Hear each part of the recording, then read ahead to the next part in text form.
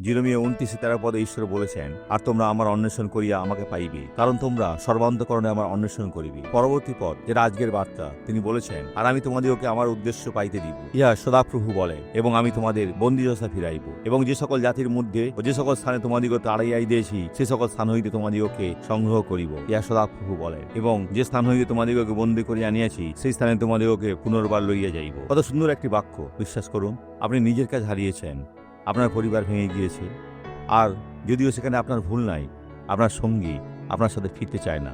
আপনি ঈশ্বরের কাছে প্রার্থনা করছেন, তাহলে তাকে বলুন এখন কি করতে হবে। সদাপ্রভু সম্মুখে সাহস করুন, তিনি পরিচালনা দেবেন, কিন্তু ধার্মিকতার পথে থাকুন। এখন প্রার্থনা করি।